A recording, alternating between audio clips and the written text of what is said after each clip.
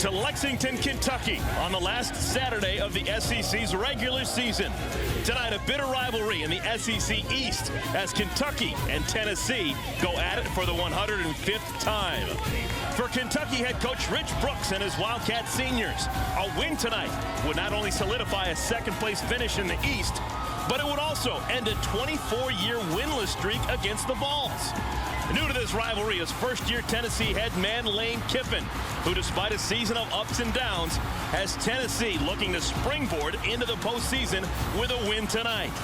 Over 100 years of football and plenty of bragging rights on the line in Lexington. Next on ESPNU College Football Primetime. Watching the SEC on ESPN. ESPNU College Football Primetime presented by Citi.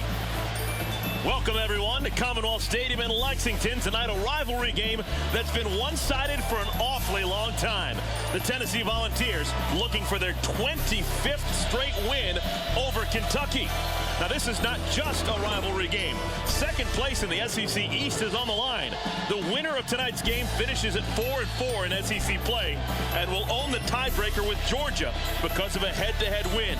So bowl positioning is at stake this evening. So glad you could join us with former Washington Husky quarterback Brock Huard. I'm Eric Collins. The Kentucky Wildcats, they're not going to win the SEC this year, but one thing they've done a great job of doing is exercising some historic demons. And they've done it the Rich Brooks way. You look at his blueprint for success over the years. His teams don't beat themselves. They beat Auburn. That 43-year streak went down with no turnovers, no penalties. A weekend ago, you go to Athens, Georgia, break a 32-year streak with 3 fourth-quarter turnovers. If they're going to end this streak, 24 years with Tennessee, it's by not hurting themselves tonight. So Kentucky taking on a Tennessee team that has been riding that roller coaster virtually since the first week of the season. They've had lots of ups and downs. In case you're not following, 2 weeks ago, 2 freshmen around. But last week, maybe getting a little sense of normalcy back to the program, they win in their home finale against the Vanderbilt Commodores. Say this for Lane Kiffin. He has had a successful run as the first-year man at Tennessee, but it has been an eventful run. In talking to Lane this week, he is thrilled to have 2 of his defensive starters back. One, a freshman, Jansen Jackson, at free safety, who he really feels solidifies the back end of that defense. The other, one of the leaders, one of their strong side linebackers, LaMarcus Thompson, out with stingers. Those 2 guys should help contain a very explosive Kentucky run game. Now the big talk here in Lexington is this the year? Kentucky has not won against Tennessee since 1984. This is the 105th meeting. These 2 teams first met on the gridiron way back in 1893. Series has been dominated by the visitors from Knoxville, but this year Kentucky with better than a puncher's chance. Back deep, Derek Locke to receive the kickoff of Chad Cunningham. Tennessee won the toss, but they elected to defer to the second half. So Kentucky will have the football. Still a smoky environment here after the pregame pyrotechnics. And this is Alfonso Smith on the return. And Smith gets out across the 30-yard line. Knocked out by Denarius Moore. So the true freshman from Indianapolis, Morgan Newton, jogs out to the middle of the field. Mr. Indiana State Football Player of the Year a season ago, 5-1 as a starter and growing every week. Joker Phillips, offensive coordinator, says with every game plan, there's more and more on the plate of Morgan Newton, and he's been responding week in and week out. 7th straight start for Newton. He is 5-1 as a starter. Starts out in the shotgun, wants to throw. Safe pass, Derek Locke in the flat. And Locke barrels across the 40 to the 41-yard line. Eric Berry and others on the stop. You're going to see a penalty flag down on the field. Mark Curls is going to tell us what it's all about. After the play, personal foul, number 75, offense. 15-yard penalty, the down count. Top of your screen, you're going to see the starting lineups for Kentucky's offense.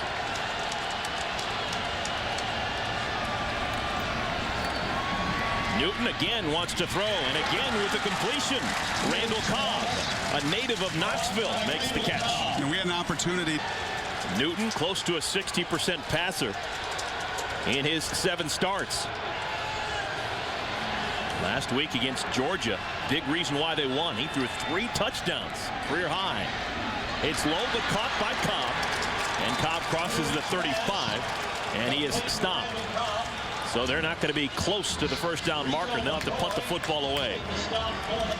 And that penalty was painful to that drive, but Rico McCoy, that's a good sign for the Tennessee Volunteers. He's been nicked up with a knee injury, not at 100% the last couple weeks. He has a little more bounce to his step tonight, and very solid tackle in the open field. Yeah, this Tennessee defense has been playing with a lot of guys nicked up, but they are getting some reinforcements back. Marcellus Johnson is starting at cornerback this week. They haven't seen him in a couple of weeks. And you mentioned Jansen Jackson also back in that secondary.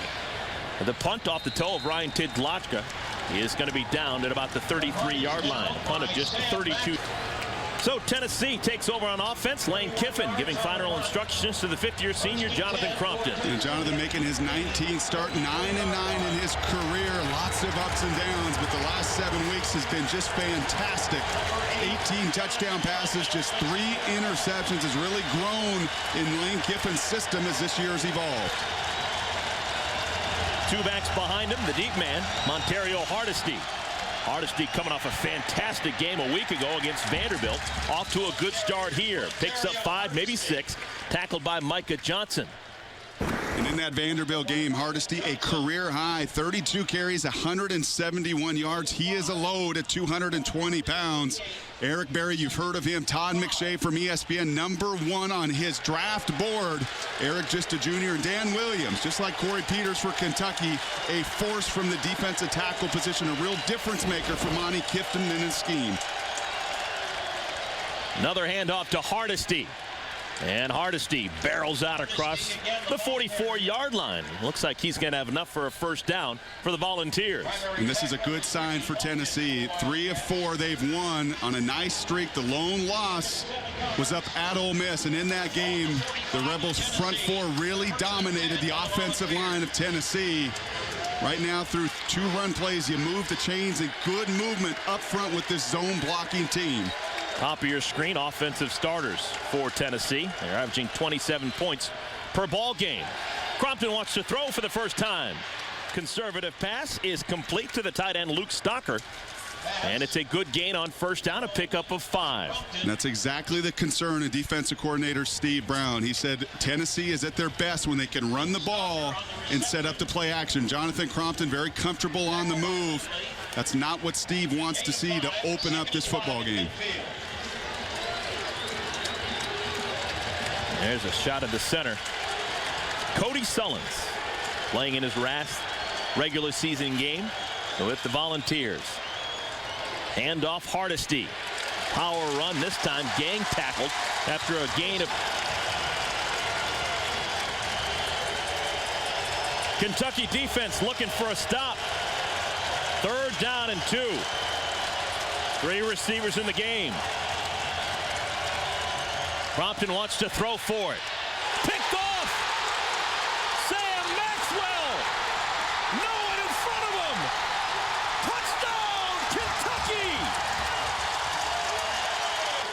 Sam Maxwell is the defending SEC Defensive Player of the Week for his work against Georgia 7 days ago. He's got an early lead and doing it back-to-back. 1 series into this game, and Sam Maxwell has himself an interception and a 56-yard return for a touchdown. Great start for the men in blue. 7-0 Kentucky. You're watching the SEC on ESPN. ESPNU College Football Primetime is presented by Citi. Citi never sleeps. Welcome back to Lexington, Kentucky. They are hoping to be partying in downtown Lexington in about 3 hours' time. Tennessee has owned Kentucky over the last 24 years. But for some reason, there's a feeling around town that it is Kentucky's year, and they're off to a good start. Sam Maxwell, his 6th interception of the season, that is tied. Historic firsts for Rich Brooks and his staff. This could be fun. Eric Berry is back deep to return this kick. It is a short kick that goes out of bounds. That was in the... Numbers are down. Well, that's because he's a lot closer to the football, making more tackles, but he is still a threat. Yeah, Eric Berry actually tied with 2 defensive linemen for Tennessee for tops on the team in interceptions with just 2. So a second chance now for Crompton. And he wants to go to the skies again moments after throwing that pick, and it's complete.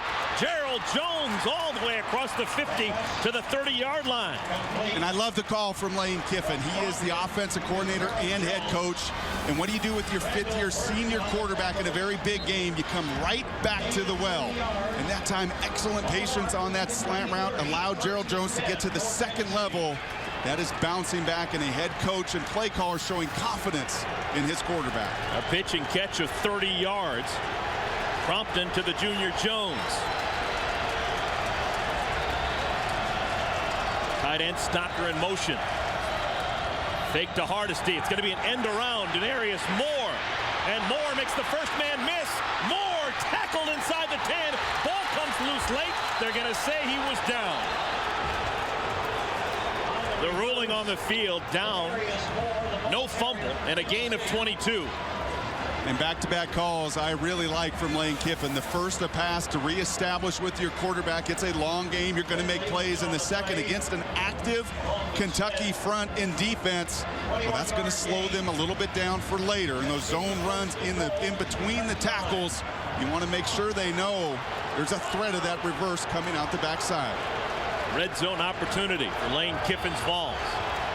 Gerald Jones back in the game, goes in motion, the give to Hardesty, and Hardesty scores! Powerful run for the senior, his 10th touchdown of the season. Ontario Hardesty. That was quick. What that reverse does, Eric, is it slows down that backside pursuit. You can see after you get a big play against the defensive end on the other side, instead of flowing to the play side, stays in his gaps. And Ontario Hardesty does the rest. What a drive for the Volunteers. I think they got a little bit angry when Maxwell scored the touchdown. They raced down the field, 3 plays, 60 yards. Ontario Hardesty, an 8-yard run, and we're tied at 7. You're watching the SEC on ESPN.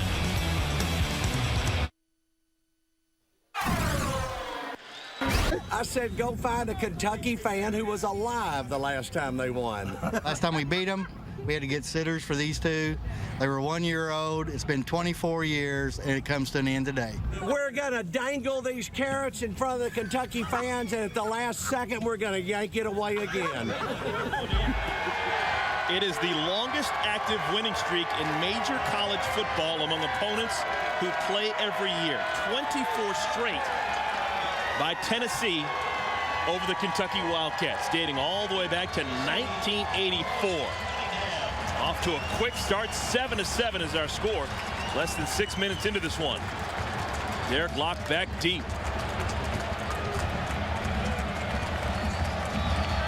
Chad Cunningham kicks it off. Short spinning kick, really short. Fielded at the 25-yard line. This is the up back, John Connor. And Connor is stoned before he can get to the 30. Let's send you to the studio for the first time for an update. Some Big 12 act.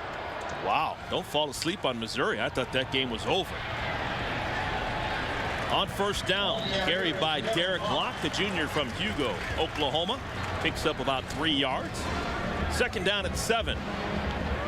Some conventional football tonight. You're going to see from both teams some fullback. Rich Brooks likes his senior fullback, John Connor. He's played in 53 games. This is 53rd in his career for Kentucky. He is a load at 240 leading the way. You're going to see power football from both teams tonight.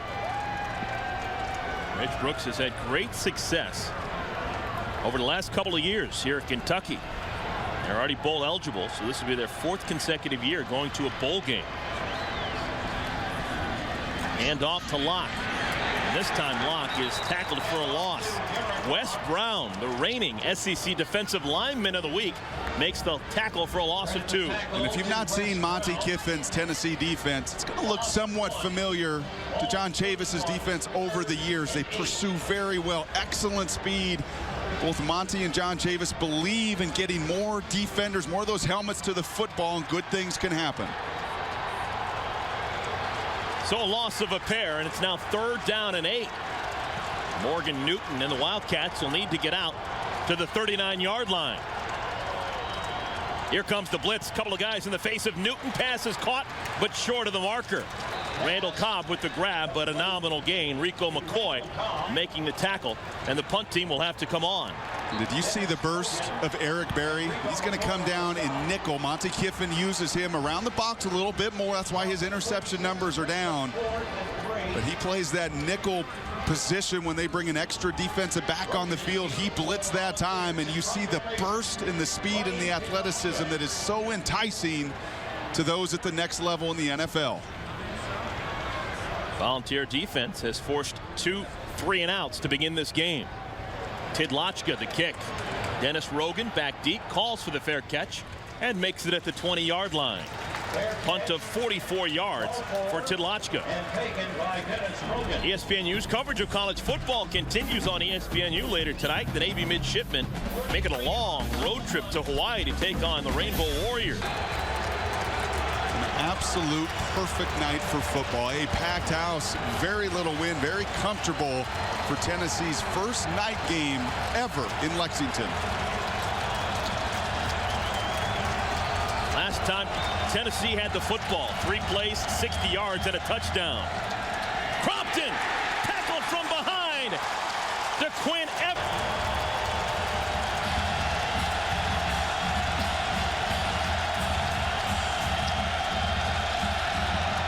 On 2nd down, handoff to Hardesty, weaving through tacklers and gets close to the original line of scrimmage. A pickup of 5. It's going to bring up 3rd down and long.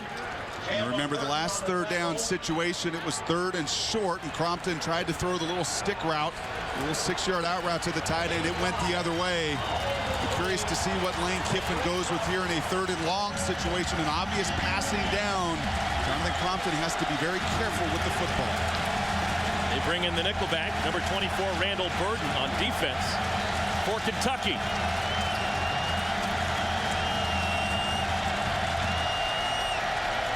Crompton sets up the screen. Nothing doing. Hardesty. Drive. Left tackle Chris Scott, who's a good one, had all sorts of problems with DeQuinn Evans. He was in Crompton's face once again. Randall Cobb on this return. Cobb across the 40. Makes a couple men missing. Gets to the 45. There's a good thing going on here in Lexington, Kentucky. A 7-7 game. Wildcats are bowl-bound for the 4th consecutive year. Back in 2006, a trip to the Music City Bowl, a win in that game against the Clemson Tigers. More of the same in 2007. Must have been Groundhog Day to go to the Music City Bowl and win, this time against Florida State. And then earlier this season, technically I think it was January 2nd, a trip to Memphis in the Liberty Bowl, and another win for Rich Brooks' Wildcats, this time over the Pirates of East Carolina.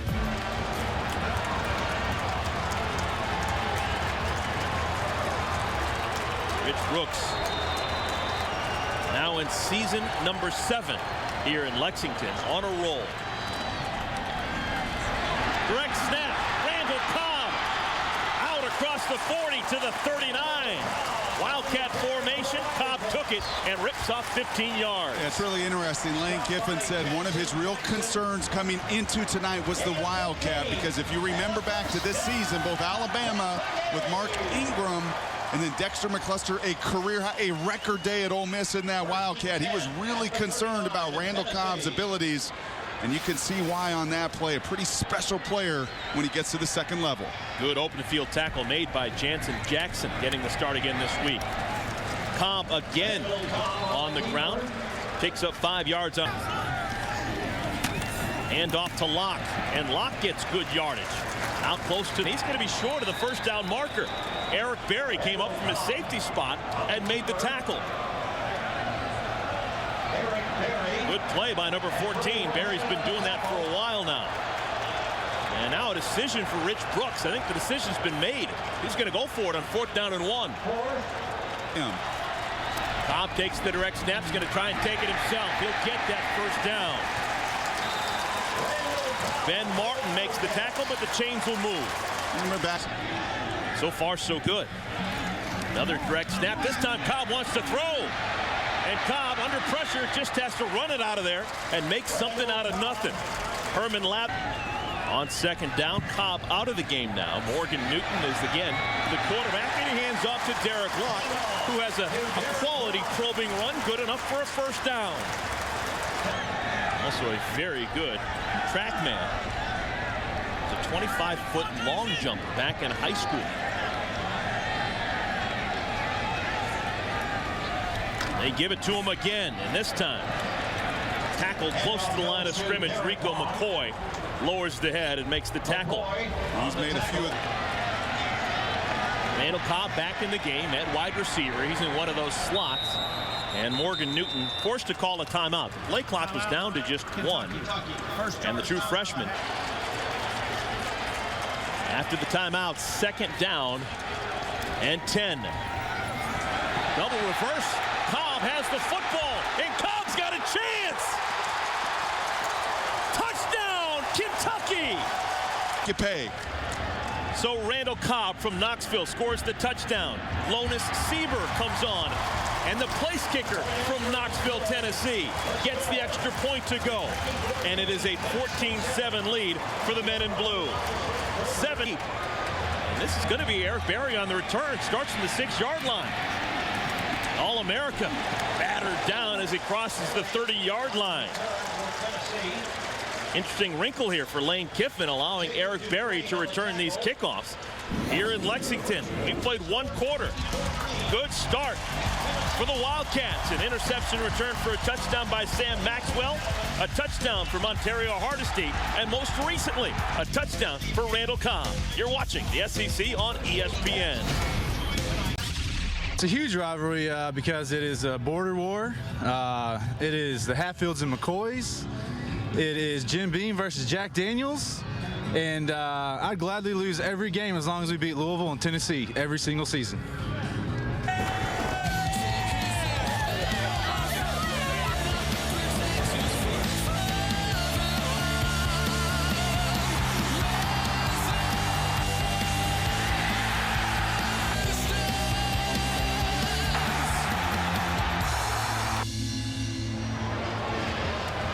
Start of the second quarter, 14-7. Kentucky on top of Tennessee. Wildcats are playing a lot of frustration. About 24 years worth of pent-up frustration. They haven't defeated Tennessee since 1984. Volunteers have the football. First down at 10. Crompton over the middle. It's complete to the tight end, Stocker. Stocker still on his feet. And the Kentucky native playing for the Volunteers gets out to the 47-yard line. Pickup of 21. And you remember back to that first Kentucky touchdown. What did Tennessee do to respond? 3 plays and scored themselves. Off to a nice start here. Kentucky drives the ball right down the field with nothing but a run game.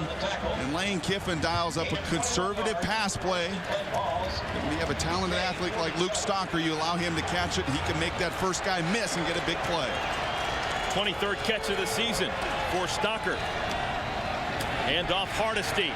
And Hardesty crosses the 45 and gets to the 44. Well, Jonathan Crompton has really improved as the season has gone by.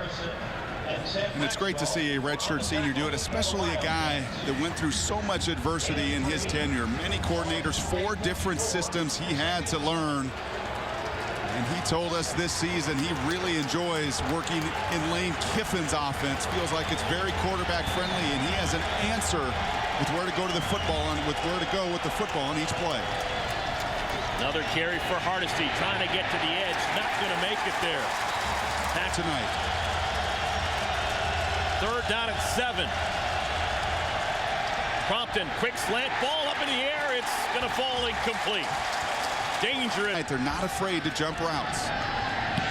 Cunningham, the punt. High spiral over the head of Cobb and into the end zone. It's a touchback. Ball will be placed on the 4th time with the football for Kentucky. Newton throws a strike. Randall Cobb with the grab out of bounds close to the first down marker.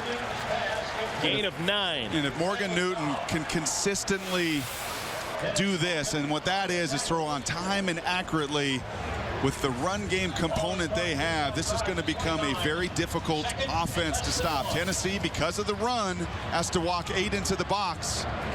And Morgan Newton in a one-on-one situation. He finds Randall Cobb, and look at the number of touches already tonight.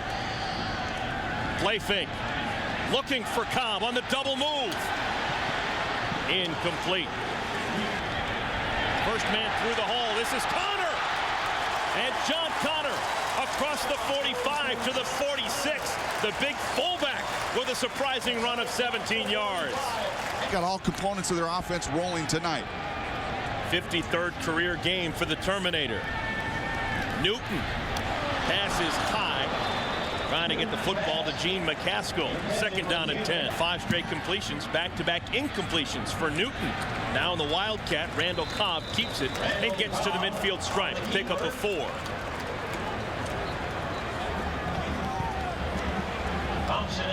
Monty Kiffin knows his team struggles against the Wildcat. At least they have in recent weeks. Injured player for the Wildcats, number 61, George Gonzalez.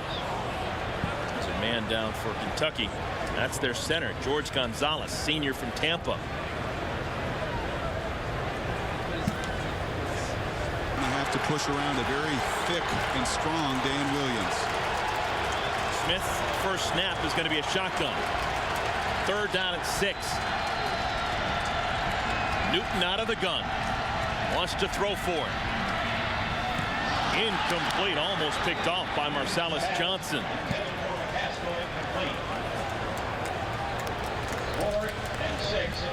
Those are the passing situations that Lane and Monty Kiffin want to get Morgan Newton into tonight. Obvious pass down situations.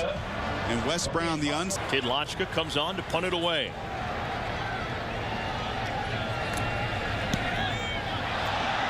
Not a good kick. But it takes a great bounce. Wildcats will take it. Inside the 5, down to the 4. Tidlochka didn't mean to, but he gets himself a beauty. 44 yards. Valentine trailing Kentucky by 7. They've got the football in the shadow of their own goal line. They are on the 4-yard line. Well, our crew has pulled double duty over this Thanksgiving weekend. A couple of days on Thanksgiving and yesterday in Louisville before making the trip down here to Lexington. And we'd just like to thank the folks at John E's restaurant in Louisville. They just did a fantastic job of hosting our crew and being very really appreciated it. Hardesty on the carry, able to get back to the line of scrimmage, but that's it. Corey Peters. I don't think anyone should be surprised. It is a holiday weekend, isn't it? Carry on second down. Out to the 9-yard line for Hardesty. It'll bring up third down at 5. But some options for Lane Kiffin here. I'll be curious about this call, Eric, because we've seen now 2 3rd and 5 situations. One was the out route. Linebacker Sam Maxwell jumped and took back for a touchdown. The other, he tried to run a quick slant inside. He's obviously not wanting to take a shot on Trevard Lindley, the All-American corner. He's gone inside on the last 2 third downs. Curious what this call will be. 2 tight ends in the game. They're going to throw for it. And it's a screen they're trying to set up and just nothing doing at all. Sniffed out. When you have a screen set up, is there a backup plan? Can you check off to anything else? No, you really can't. High punt fielded by Cobb at the 45-yard line. Starts and stops, crosses the 50, and gets to the 46. A punt of 48 yards, a return of 14. We'll take a timeout when we come back. Kentucky, they're going to have the football. Well, they'll go anywhere just yet. There's a flag down on the field. King team.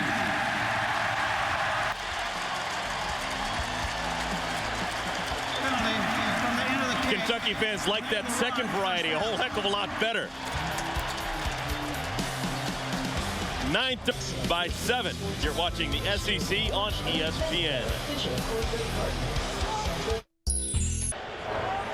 You're watching the SEC on ESPN. ESPNU College Football Primetime presented by Citi.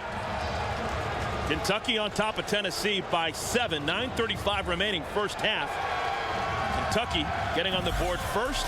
An interception for a touchdown. Sam Maxwell, the reigning SEC Defensive Player of the Week, had a game-ending interception a week ago against Georgia. Gets one early in this ball game. Ontario Hardesty, a touchdown run. And moments ago, most recent score, Randall Cobb running in from 17 yards to make it a 14-7 game.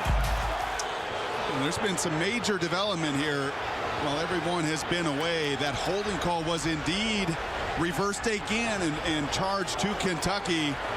And then the sidelines not happy one bit about it out on the field. The refs have then thrown another flag. It's 10 yards, and it's the first down.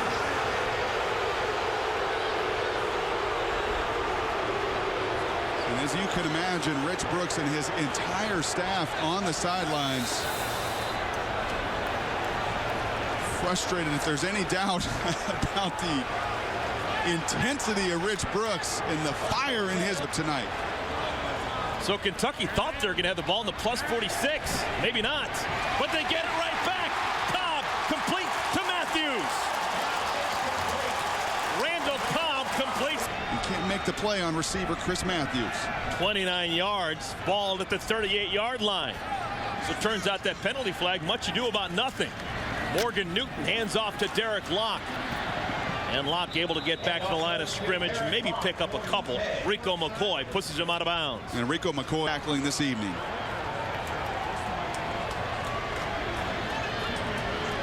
Play clock down to 5. Newton design rollout to the right side. Complete. Short gain of just 2. Tyrus Lankster with the ground. This is a third down situation where you're going to see the maturity and really the trust with Joker Phillips as well. And I asked Joker about Morgan's greatest strength, and he said it's unbelievable. He's so even-keeled. They almost worried about him because he never, ever got flustered. Tremendous poise out of the one-time Gatorade State Player of the Year from Indiana. Kentucky just 1 for 5 in converting third downs.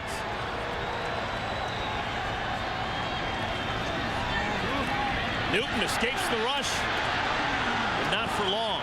Ball comes loose late, and there's a pileup at the 34-yard line.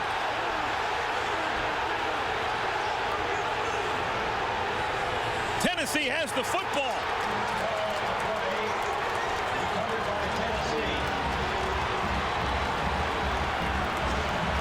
Wes Brown knocked it out.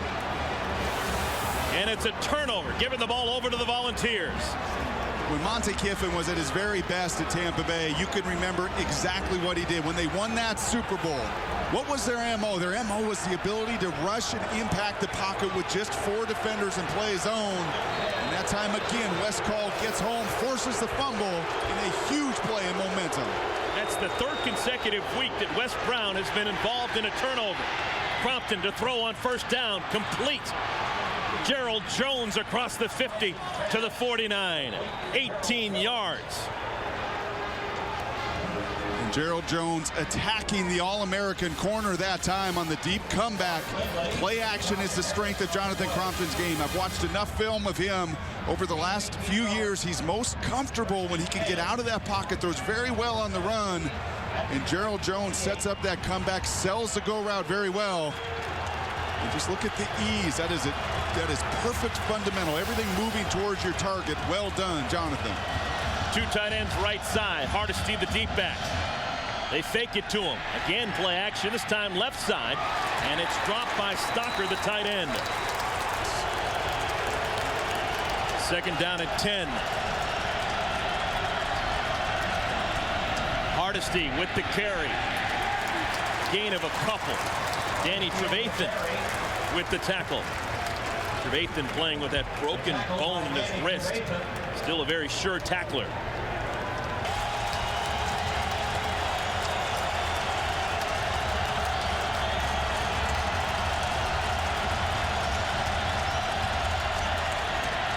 Crompton deep over the middle. It's caught. It's a first down for Moore. Inside the 30 to the 28. Another big chunk of yardage for the Volunteers. Gain of 18. It's a very nice route by Denarius Moore. Oftentimes when you see these receivers at the top of their route. They will lose ground. They will give ground when they make that cut, and those safeties can undercut that play. Denarius Moore does a nice job of staying flat in his route, and Jonathan Crompton fights through the contact to deliver an accurate throw on 3rd down. On 1st down, give to Bryce Brown, freshman running back, his first carry, a gain of 7. One thing we've noticed so far in this ball game is they have not attempted to throw against Trevard Lindley. Lindley, one of the best cornerbacks in the country. He has not been involved in much of the action. Seems like whenever Crompton wants to throw, he throws to the other side. 8 times tonight. They're very aware of where the All-Americans lined up. Brown has the football once again, and he's going to be close to the 1st down marker, but short. Taylor Wyndham on the tackle. It'll bring up 3rd down and 1. Taylor Wyndham and Mark Crawford on the play for Kentucky. Bryce Brown, a true freshman that's gutted through some injuries this season. He's been out there week in and week out. He's nearing 500 yards on the season. One of the top recruits in all of America a season ago.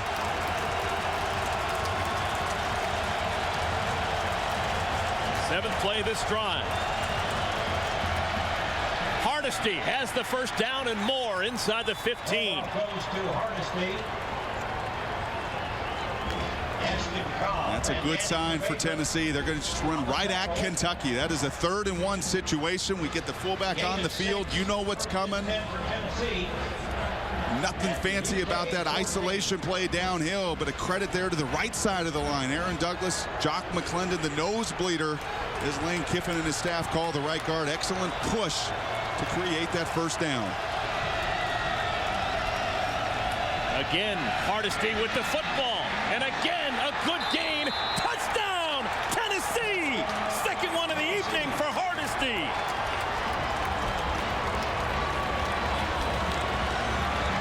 This kid runs with incredible desire.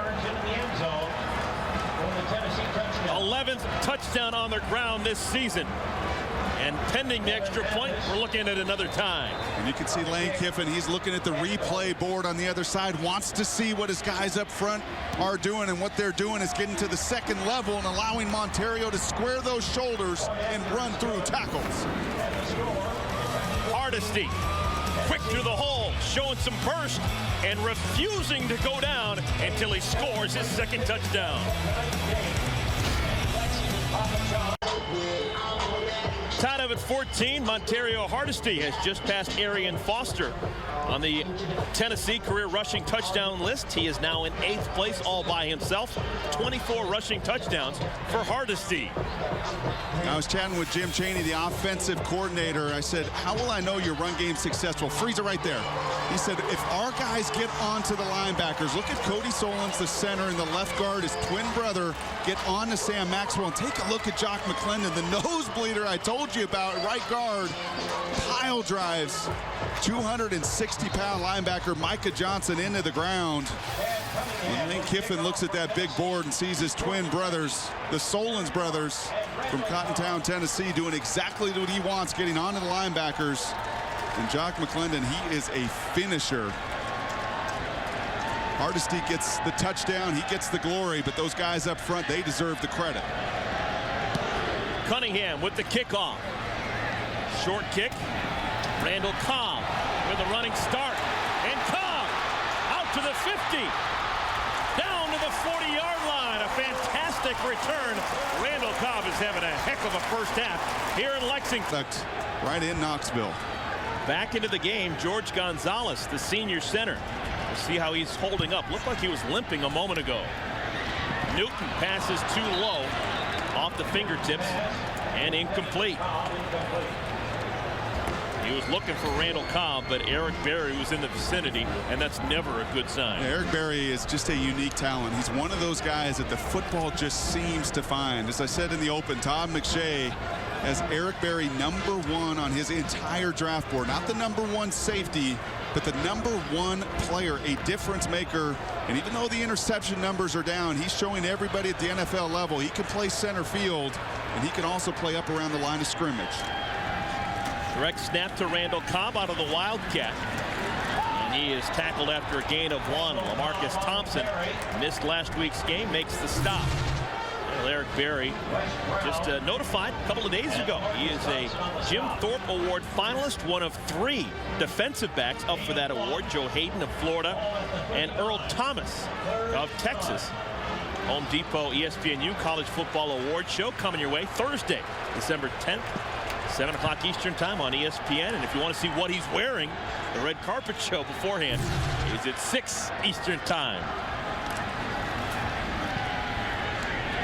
Nice screen set up. Locke gets the first down inside the 50. Hadn't happened in a while. First man through, the fullback Connor. And how strong are you, Mr. Connor? Down to the net. He is a force from the fullback position. Well, Connor out now. Moncel Allen replaces him at fullback.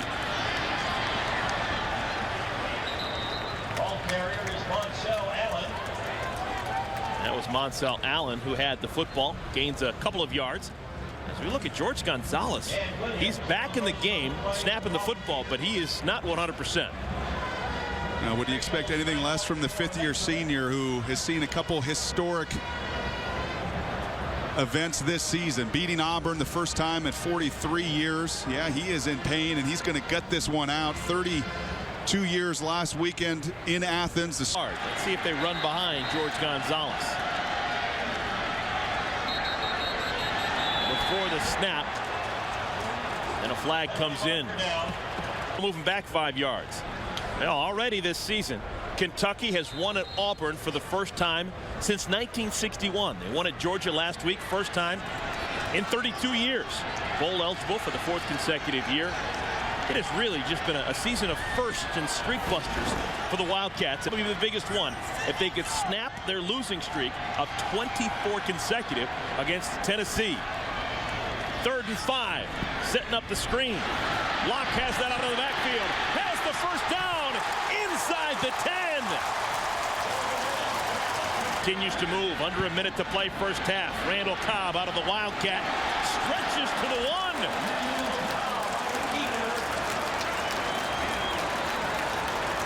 Apiece, but Kentucky is knocking on their door, trying to push that door down here.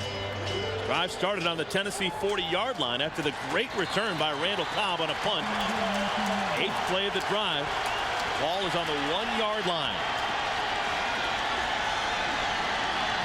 Full house formation. They give it to Derek Locke, and Locke scores. Touchdown, Kentucky. Lonis Sieber. Extra point is good. Kentucky trying to win 6 of their last 7, up by 7. Craig McIntosh maybe kicking it away from Eric Berry. Little squibber. Ball picked up by the up back. And Tennessee will take over, ball at the 39-yard line. Yeah, I don't think that's even a maybe, Eric. They're absolutely kicking away from him. Earlier in the game, you saw the kick go out of bounds, set you up at the 40. That time a squib kick sets you up right near, again, this 40-yard line. And just the threat, just the fear of having a weapon back there can sometimes be enough to create real opportunities for you. How aggressive will Jonathan Crompton be here with 35 seconds remaining and 3 timeouts? He's got to be aggressive. He's just got to be smart with the football. 3 receivers in the game. Hardesty in the backfield.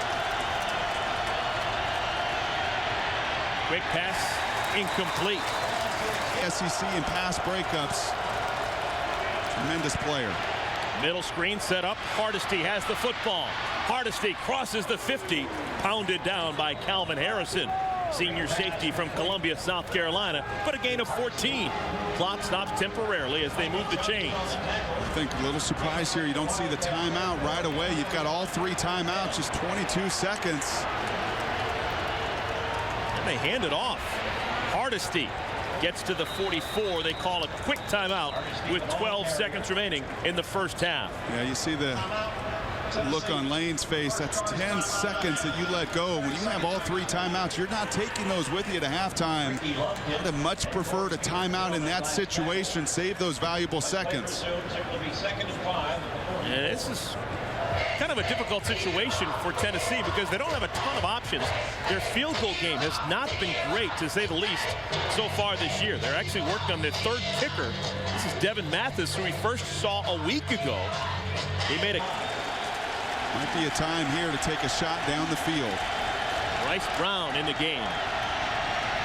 Compton feels the pressure.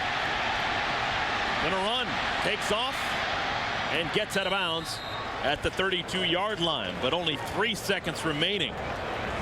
Guys are still down the field. Maybe an opportunity there to hit Gerald Jones, but goes a conservative route and sets yourself up now for a field goal before half.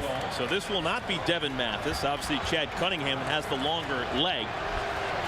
So Cunningham, who has attempted field goals so far this year, but is normally the punter, is going to try a 49-yarder. This should be the final play. Now they're going to reset the clock to 3 seconds. This is exactly why I was a little surprised that Lane, I think if he has to do that over, is probably going to take that timeout with 22 seconds, because now you're going to take 2 to half.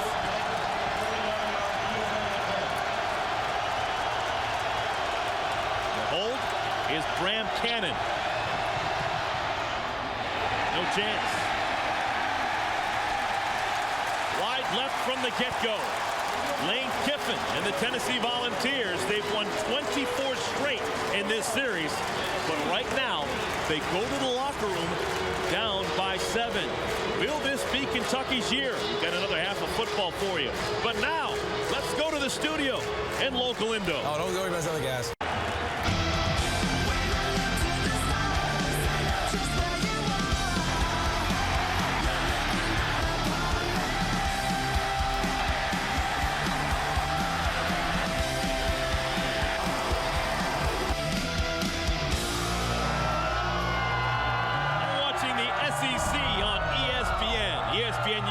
Football prime time presented by City. First 30 minutes of play, Kentucky on top of the Volunteers, 21-14 with Brock Huard, Amara Collins. Kentucky has the lead, but that doesn't necessarily mean that Tennessee is playing poorly. They're just really running into an energized Wildcat team. And it's been an energized team all season long that's broke many trends this season historically, and they're off to a good start now. Montario Hardesty had a very nice first half for Tennessee. A physical force, especially around that goal line, has a real knack and sense in the red zone. And he also has some body control and some explosiveness to find those touchdowns. Very productive 60 yards in that first half. Well, for the Kentucky Wildcats, they're getting it done with the guys who have really helped them out all season long. Derek Lott, the third quarter. End-over-end kick. This is Eric Berry starting from the 4-yard line. The All-American safety makes the first man miss, jumps over the second, and gets to the 26-yard line.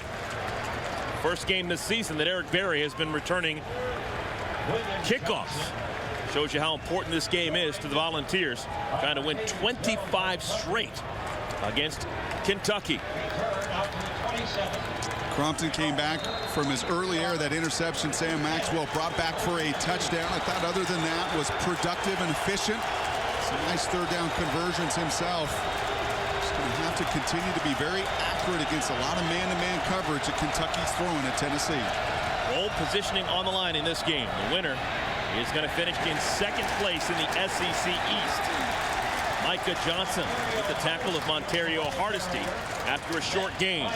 This is a big drive to start the second half. You talk about going into halftime and coming out as two opportunities to really gain momentum, and you can see second place on the line.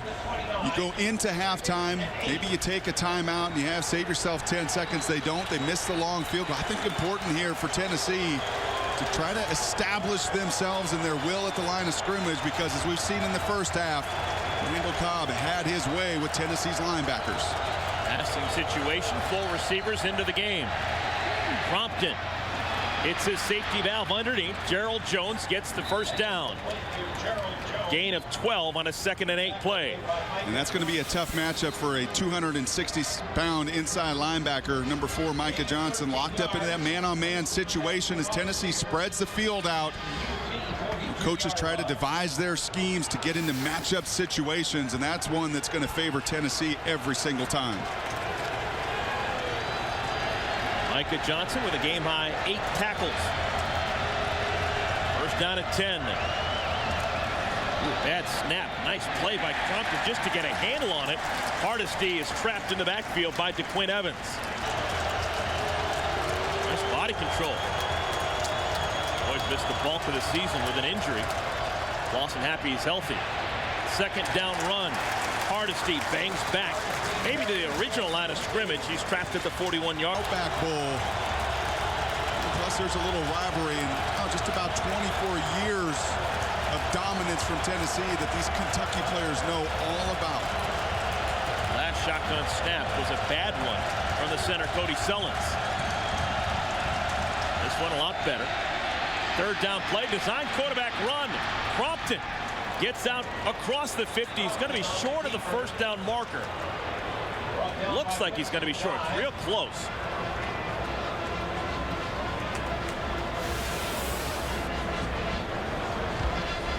You know, Eric, and that's hard to tell. I actually think that was a pass, not a design quarterback draw. And as much man-to-man coverage as Jonathan Crompton has seen tonight, he got the beat on that very quickly. He read everybody running with their man, leaving that space for him. This should be very close. Good eyes, Mr. Heward. It is a first down. There are times you play the position and you just start to get a feel for the game, and it's very obvious. And I like Steve Brown's mentality. I asked him this week, when you're attacking Lane Kiffin, what do you like to do against a lot of these West Coast principals? You seem to play a lot of man-to-man. He said, absolutely. You know, Steve Brown played for Nick Saban. He said, that taught me a lot about being aggressive and physical. I don't want to give any layups on the field. I want to challenge every route and every possession, and Kentucky has done that tonight.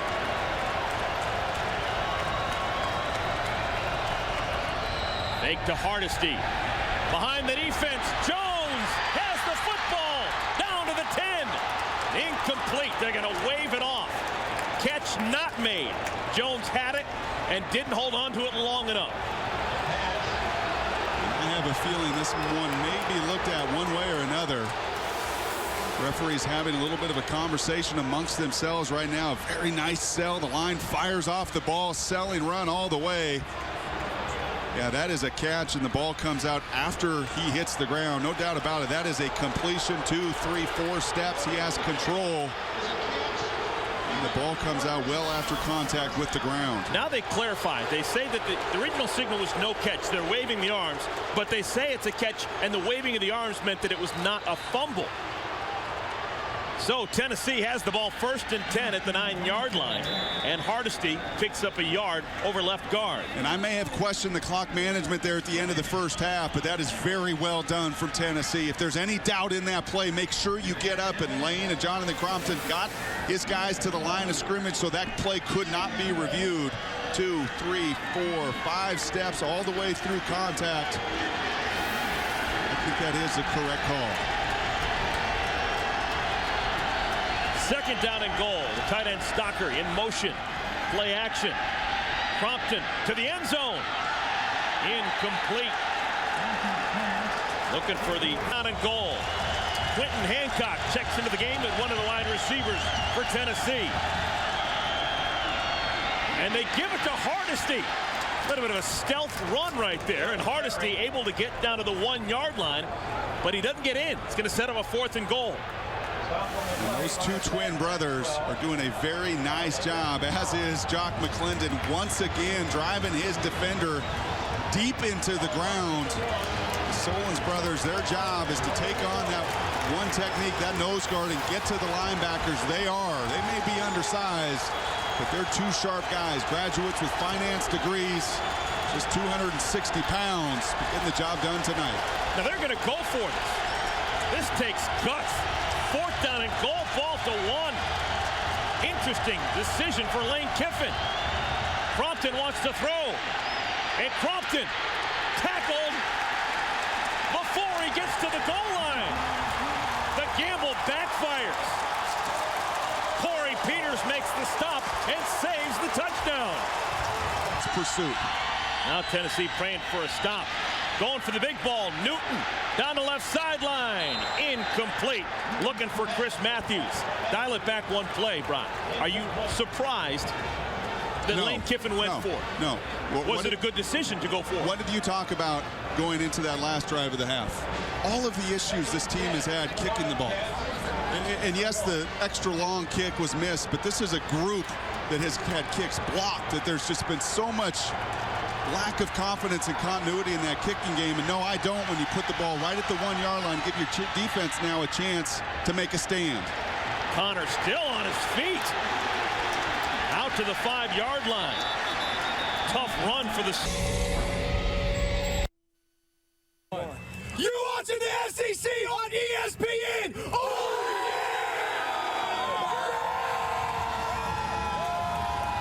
yeah! Kentucky fans hungry for a win against their rival from Knoxville, Tennessee. Big third down here. Third down and 7. Kentucky trying to get at least one first down and get away from the goal line. Handoff, conservative play call. Locke tries the left side, and Locke with a burst gets the first down. And now the decision by Lane Kiffin to go for it on 4th and goal at the 1. Maybe starting to haunt a little bit as they don't get a 3 and out and get the football right back. Newton in trouble. Goes down, able to struggle forward for a couple of yards. Eric Berry had him in the sights. And that's one that the ball hawking Berry usually tries to rip out. And that's a credit to the size and strength of the true freshman Morgan Newton. 6'4", just a hair under 220 pounds. And Eric is a very physical secondary player. And more often than not, that first contact brings a quarterback down. But Morgan Newton showing off some of his strength. He's just a young fella.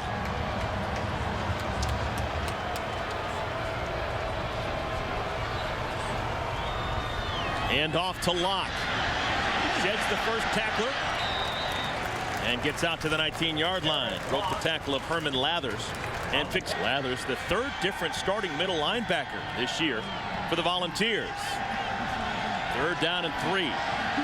Lathers making all the calls defensively from his linebacker spot. Newton as a man. Too high. Locke would have had the first down easily, but the pass goes long. There is a flag down on the field. It should be men downfield on the screen pass. That time a misfire by Morgan Newton should give Tennessee good field position. Ted Lotchka, 3 kicks for an average of 40 yards in the first half. Kicks it to Dennis Rogan, who makes the fair catch at the 39-yard line. A punt of 44 yards, no return. Volunteers have the football down by 7. When we come back, you're watching the SEC on ESPN. Senior Day here in Lexington. 26 UK seniors playing their final game here at Commonwealth Stadium. 21-14, the locals on top of Tennessee. 7:08 remaining, third quarter. Take a look at the SEC standings. Brought to you by Dr. Pepper in the East. Florida wrapping things up a while ago. They won earlier today against Florida State. Georgia in the barn in SEC play, beating Georgia head-to-head. So the winner of this game will be the second-place finisher in the East. On the other side, Alabama, they had a real scare yesterday against Auburn, LSU.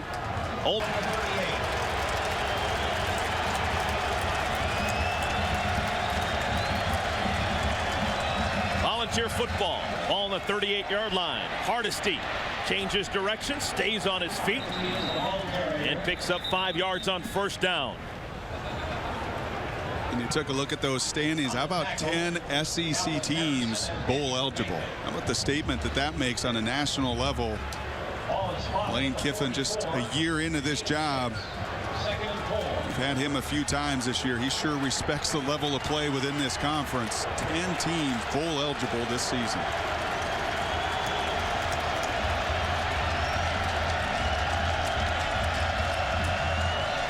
Hardesty, second consecutive carry, flag down on the field. Micah Johnson on the tackle.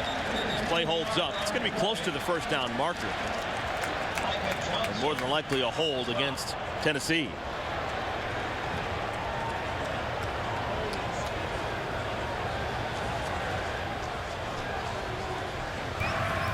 Personal foul. Shot block. Number 79. Offense. Big 15-yard penalty. Second down and 18. Freshman Bryce Brown is checked in as the tailback. Prompted now under center. Quick slant. Incomplete. Trevard.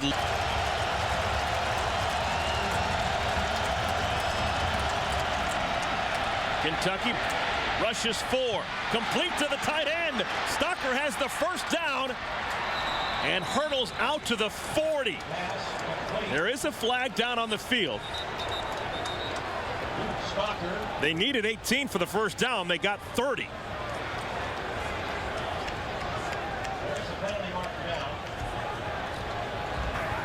Offsides, defense, penalties decline, first down. The bad news keeps getting worse for Kentucky.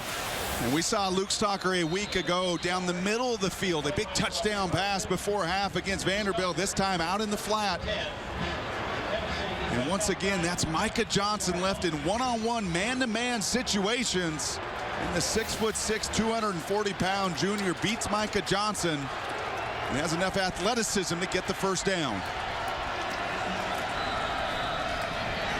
Hand off to Hardesty, and Hardesty rips off an 11-yard run. Hardesty has been red hot over the last couple of weeks. Had a great game a week ago against Vanderbilt and following it up today with a strong night against the Wildcats. Yeah, he's going to go up over 1,200 yards on the season now, and you see a nice job that time by Stocker coming down and cracking the defensive end, opening up that backside lane. And like a lot of talented backs, the ability at full speed to make a cut, leading to a lot of the production you've seen from Hardesty. 171 against the Commodores last week at Neyland. Again, Hardesty takes his time and then explodes through the hole down to the 25. And this running game actually was hurting a couple of weeks ago. Great performance a week ago against Vanderbilt and tonight. But 2 weeks before that, really running game non-existent. This is last week. A lot of the size and the power and what you want out of these backs in this system. This is the old Denver Broncos Terrell Davis system. Let that fast flow get in front of you, plant your foot, and then get downhill and square those shoulders. Ontario very adept within this scheme. Again, Hardesty makes the first man miss. Still on his feet down to the 16-yard line. So tough to stop. Well, a lot like Randall Cobb on the other side when they had that Wildcat system going. There's nothing fancy here. This is just a zone block system right at you. Your big 5-0 lineman trying to get a push, trying to influence and get on these linebackers and create a lane to allow your running back to do some damage. And Hardesty now up over 100 yards. Second consecutive game over the century mark. Hardesty goes to the bench to catch a blow. Brown into the game. They fake it to him. Play action. Into the end zone. Touchdown. Stocker. Second consecutive week. Luke Stocker with a touchdown. And pending the extra point, we're going to be tied up here in Lexington. The exact same play against Vanderbilt a week ago. All that run. Look what it does to the linebackers as their influence and they come up to attack that run play.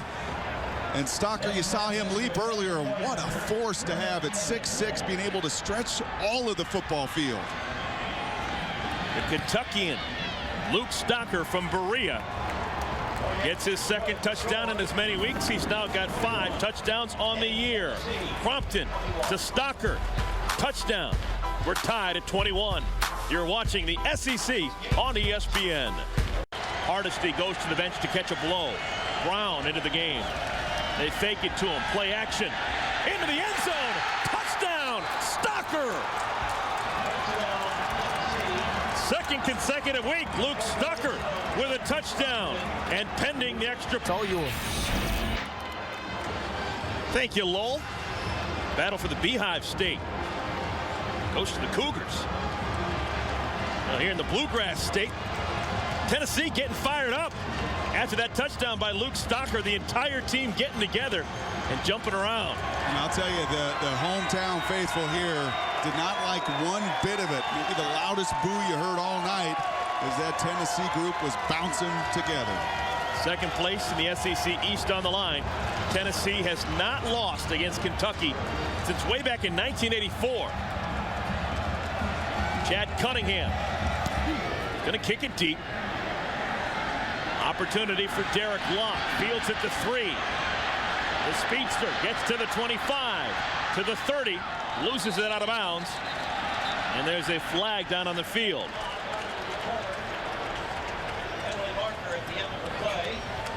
Continue. Lane Kiffin's going to have to go to the second man as his punter, David Harrington. That's where the penalty's enforced. First down. That's something to worry about for a later moment. Right now, the Volunteers on defense. Wildcat formation. First time in the second half. Randall Cobb fakes one way, goes the other. And Cobb loses the football. It's loose. Tennessee has it. Second turnover of the ball game forced by the Volunteer defense.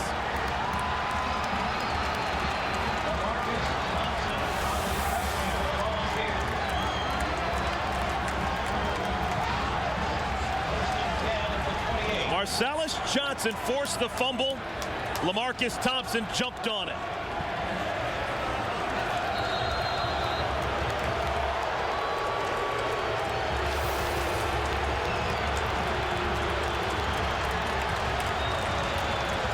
Tennessee with the football. Tie game. Crompton hands it off. Hardesty pickup of a couple. There are certain people here around Lexington that do believe that there is a curse of Bear Bryant. Bear Bryant, coach here for 7 seasons back in the 40s and the 50s. Vince, there are some people believe that bad things continually happen to this football program because of the curse of the Bear. We shall see. Gain of a couple on that. About a 4-yard gain. It'll bring up third down.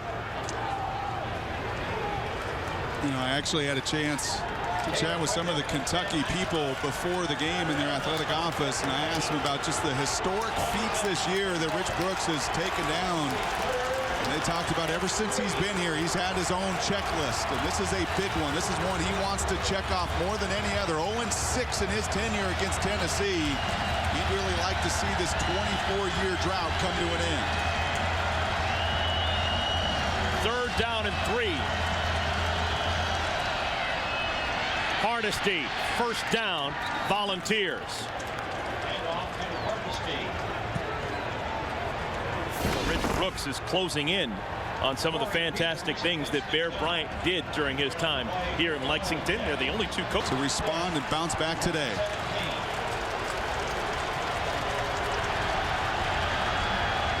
First down at 10.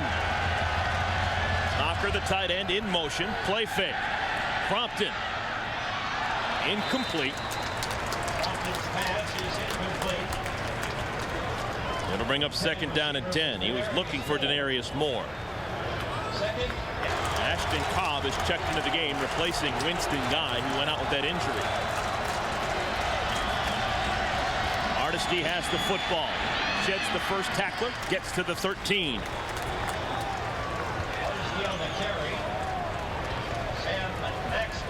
Look at Hardesty this season, and not just his 5th season has been his best, but I think even as this season has evolved, he's continued to get stronger and stronger. Last week, an indicator of that with a career and season high. And tonight, he is running through any arm tackles. If you're Kentucky, you better bring your legs and your full force to bring Montario down. This is a big third down. Tennessee's field goal unit has been an adventure this year. They don't want to settle for 3. Crompton to the end zone. Incomplete. Moore can't hang on.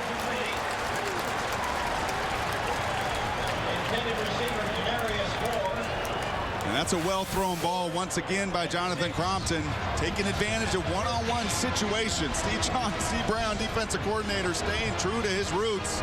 And you really can't throw it much better than that. Denarius has got to find a way on that first touch to bring it in. If he does, it's a touchdown. If not, as you said, now the adventure of a field goal.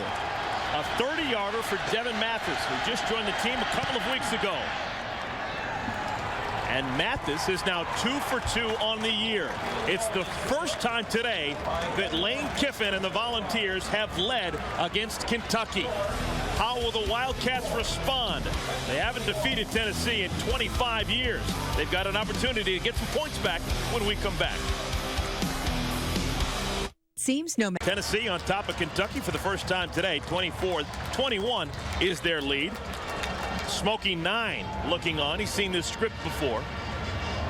Not since 1984 has Jim Brown, that man right there, Kentucky superfan, not since 1984 has Jim Brown seen a Kentucky football team knock off the Tennessee Volunteers. And Jim Brown has had ample opportunity to see a win.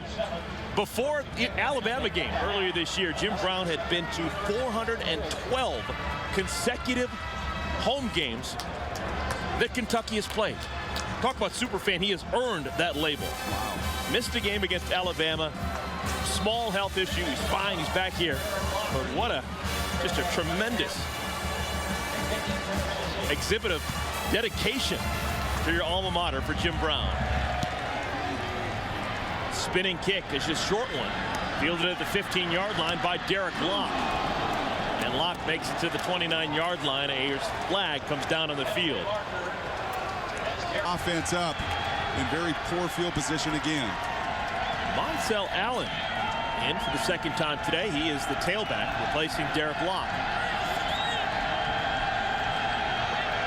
A little bit over 200 yards on the season for Allen.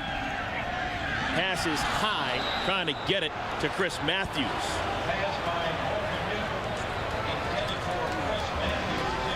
Right now, Tennessee in complete control of this third quarter. Over 11 minutes time of possession to Kentucky's just 3. That Wildcats so productive in the first half. Credit to Tennessee's offense. Kentucky's just not been on the field much in this second half to get it going.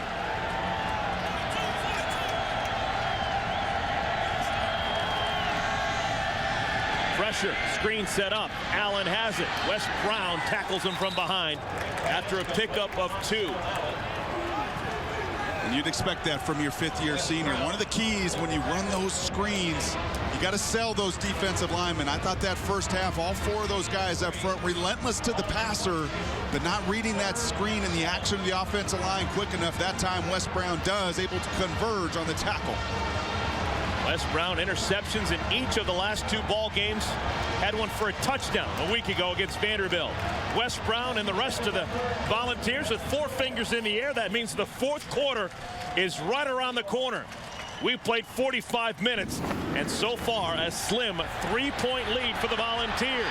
Tennessee trying to win for the 25th consecutive time in this rivalry game. We've got 15 more minutes of football. Don't go anywhere.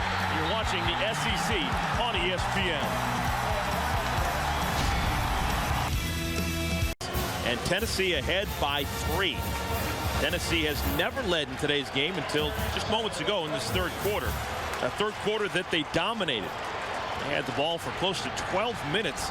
Just a little over 3 for the Kentucky Wildcats.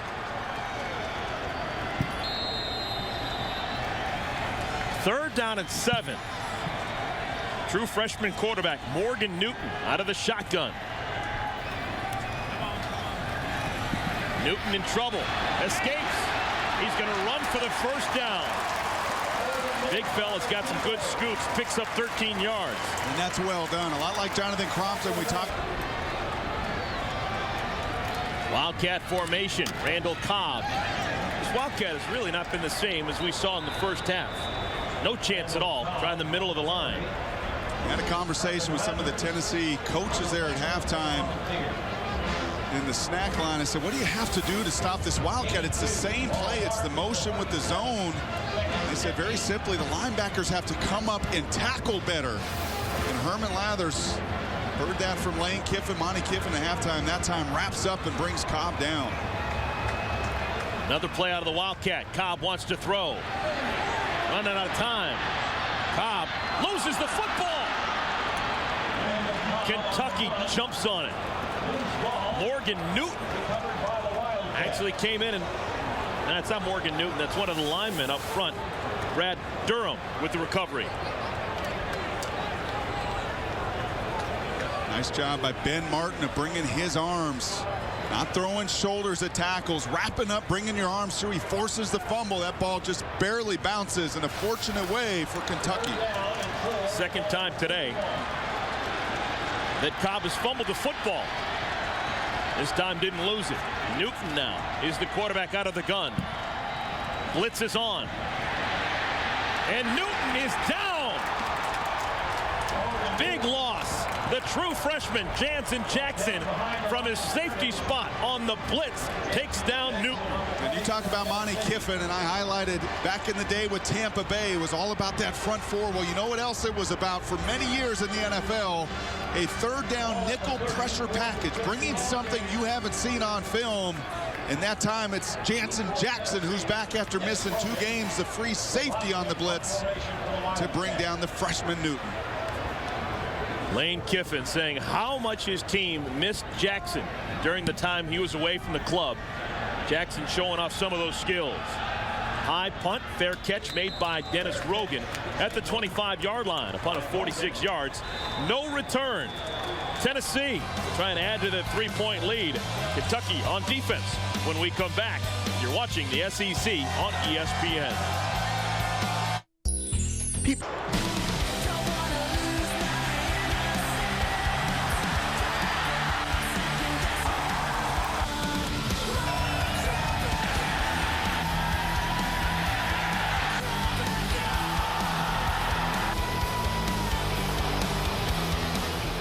Tennessee on top of Kentucky by 3 here at Commonwealth Stadium in Lexington, Kentucky. The defense for the Volunteers has been airtight here in the second half. You go back to that third down play. Look at the fullback. It's not John Connor. It's the backup, A.J. Nance, 47. He's got to come in and block the most imminent threat. In that case, that's Jansen Jackson, so at least Newton can get the ball out. He does not. And you can see Connor being tended to on the sidelines. Fourth possession of the second half for Tennessee. Crumpton makes the first man miss on the run. Just throws it away. He was out of the tackle box, so no penalty. The Quinn Evans was hot in pursuit. Seen a lot of way. Tennessee's offense has dominated the second half.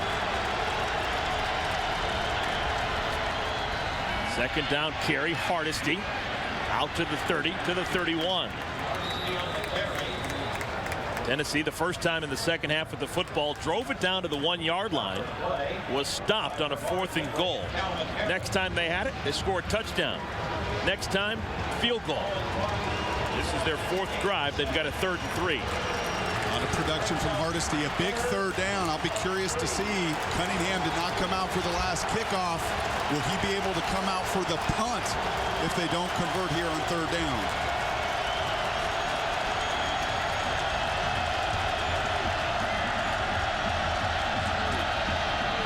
Hardesty, first down.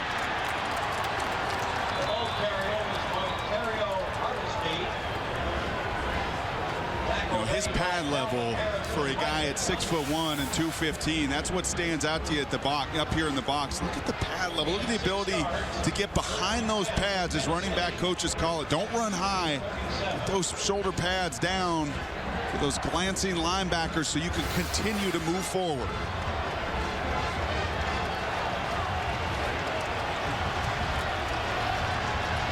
Kentucky in trouble. Got to show some sign of life. Another run for Hardesty, and he gets another first down. 13 yards for Hardesty. He's getting stronger, I think. Yeah, you are. Now you're starting to see some of the defenders for Kentucky, the hands on the hips. They've been on the field an awful lot. 11 minutes, 11 and a half minutes of that third quarter already, now moving the chains again. This is what Kentucky had done to Auburn earlier this season, just establishing their will at the line of scrimmage. Tennessee doing it to them right now. Hardesty being helped with a contact issue. Bryce Brown replaces him.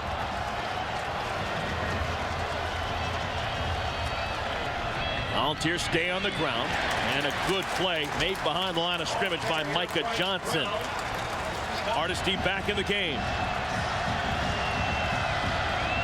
They give it to him. Stopped at midfield. ESPNU's coverage of college basketball continues tomorrow. 7. Kentucky defense trying to get off the field.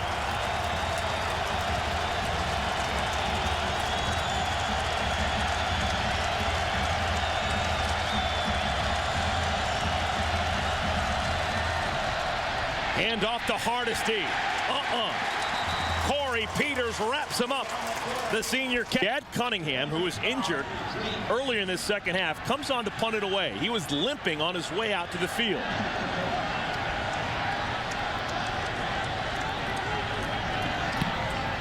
Directional kick. Looks kind of ugly, but it's got a pretty result. It's going to be downed at the 7-yard line. Maybe that was the only thing that Cunningham, the gimpy Cunningham, could do, but it works out nicely. A punt of 41 yards. It'll be Kentucky ball at the 7 when we come back. Welcome back, everyone, to Lexington, Kentucky. We've been talking all evening long about the long streak of dominance for Tennessee over Kentucky. Well, 2 UK diehards trying to break the streak with good karma. Well, we haven't beaten Tennessee in 24 years, so the theme of this tailgate is to try to get back to 1984 with as many good luck charms as we can get. So we're listening to 1984 music. I've got a class ring from pre-1984. I'm wearing my underwear from 1984. We are. We're doing everything we can to commit to 24 years ago. By any means necessary. It's the only thing we as fans can do, really, is to help with providing good karma to this team. Yeah, we don't care about X and O's in this game. This game's all about karma, and we can do it. The Gays got it, don't we, guys? I think we got it. Well, they had it in the first half, a 21-14 lead, but that lead has dissolved. Wildcats now down by 3. They've got the football, but terrible field position starting at the 7. Complete. Chris Matthews has the catch. And a pretty good gain on first down between these two programs. Tennessee has won 24 straight. That streak is the longest active streak in major college football among opponents who play each and every year. Last time Kentucky won, 1984, George Rogers on that team, Mark Logan on that team. Joker Phillips, now the head coach in waiting, was an offensive player on that team. Second down and short on the ground. Randall Cobb rushes for 8 yards. Monte knowing here down the stretch, the final 8 minutes, trying to get his starters a little bit of rest. First down at 10. Quarterback Morgan Newton, true freshman out of Indianapolis, under center. Puts Cobb in motion. Gives it to Cobb. He wants to throw it. Almost intercepted. Dennis Rogan had 2 hands on it, but couldn't corral it. He had the fumble earlier that Tennessee was able to gain a second fumble from Randall Cobb that fortunately bounced into the Kentucky lineman's hands, into Brad Durham's hands, and that a very dangerous pass. Those passes, you better make your decision quick. You're allowing those Tennessee defenders to come across the field. And oftentimes you don't always see everyone on that field, and he didn't see Dennis Rogan on that play. Randall Cobb, who's from the Knoxville area, admits that he pressed a little bit last year when he took on the Volunteers. Tried a little bit too hard to make something happen. Out of the Wildcat formation, he rushes to the 24. Got to keep those emotions in check, but this is a heated rivalry, and everyone maybe a couple of octaves higher than they normally would be.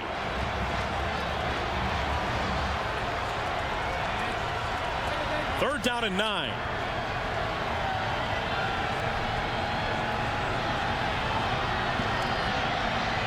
Volunteers showing blitz. Here they come.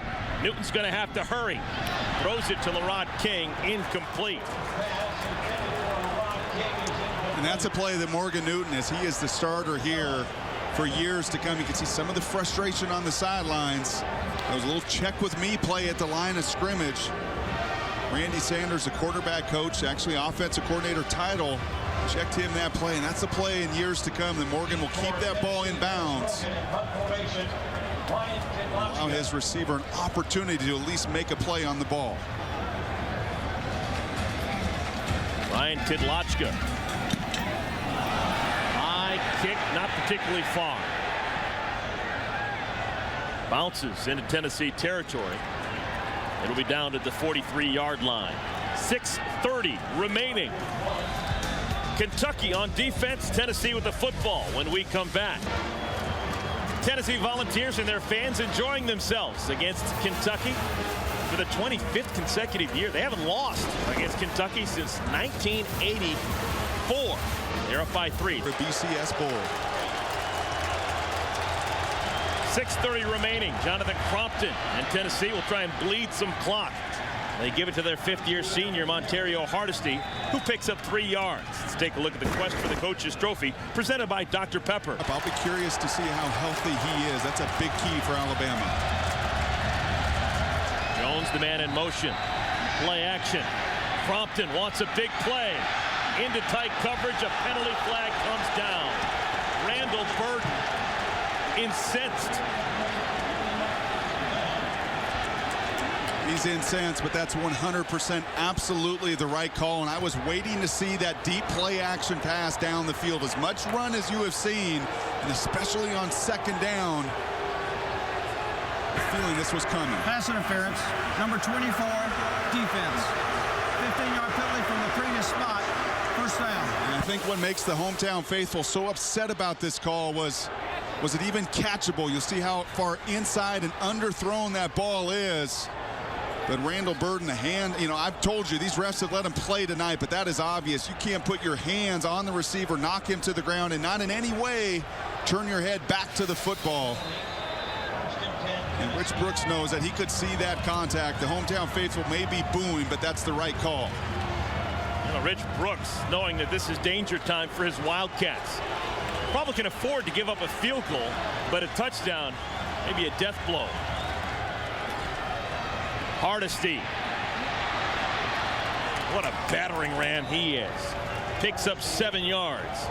That is special stuff. And if you're the Seattle Seahawks and the Houston Texans and the teams in the NFL that run this zone blocking concept, well, this is the kind of back you want. You set it up, you're patient, but you feel that flow. And then look at the body, the battering ram, as you said, to get those shoulder pads down and run through tackles.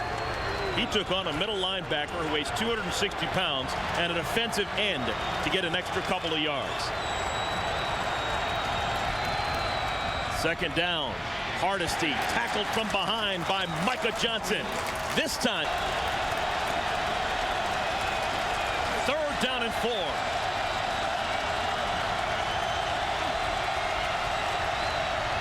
On the ground, swarmed in the backfield by Johnson. The difference maker. So the punt team comes on. Chad Cunningham, who is playing hurt right now, will punt it away. Another directional kick. And this time it's going to skip into the end zone. So a touchback. Kentucky will have the football 80 yards away from Pater when we come back, trying to break this streak. You're watching the SEC on ESPN. By City. 3:42 remaining.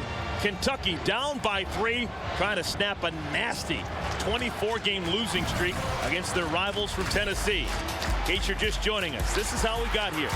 First possession of the game for Tennessee, a pick 6. Sam Maxwell with the interception and the touchdown. Volunteers would get it back with Montario Hardesty. A little trick play, the reverse. Kid from Knoxville, Randall Cobb, 17-yard touchdown. In the second half, it has been all Tennessee. A touchdown, Luke Stocker, and turnovers have played the Wildcats. Field goal, that's the last score we've had. It is a 24-21 lead for the Volunteers. Any way you slice it, it has been a domination for Tennessee. Total yards not even close, but still an opportunity for Kentucky.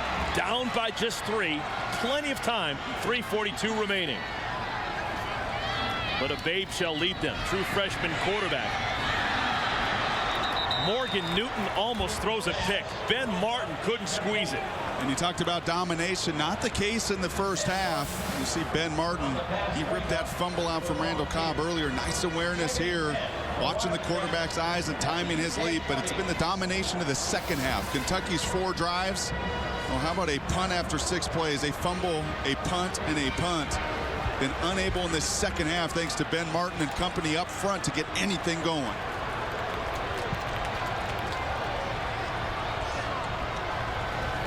Newton out of the gun.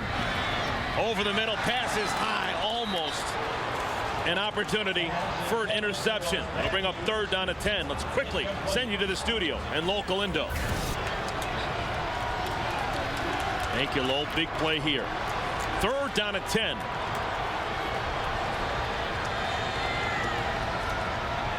Tennessee showing blitz. They don't bring it. Newton in trouble. Has a man too high. Looking for Lankster. And Lankster got 2 hands on it, but couldn't corral it. That's a very nice job through the first 90% of this play from Morgan Newton. He feels West call, shows that movement and the eyes down the field, all that well done.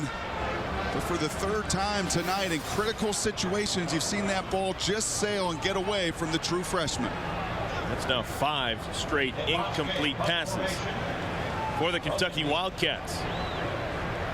Tidlochka punted away. Wildcats need a good punt here, and they get it. Best punt of the night for Tidlochka. And it'll be down inside the 30 at the 28-yard line. A punt of 52 yards, no return. ESPNU's coverage of college football back with a decent amount of time left. Rich Brooks' team, they do have 2 timeouts, but they need the football.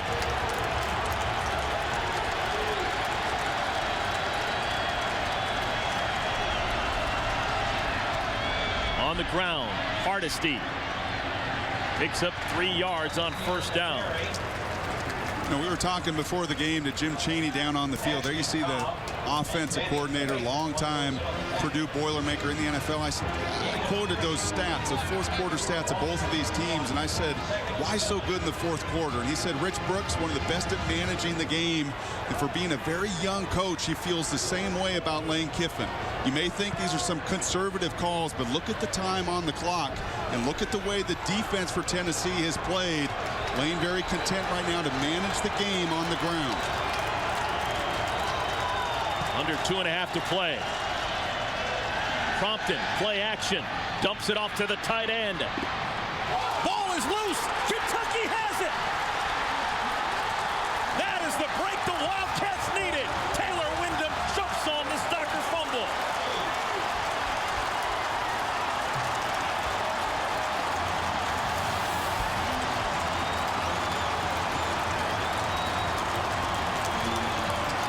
Stocker had it. Ashton Cobb ripped it away.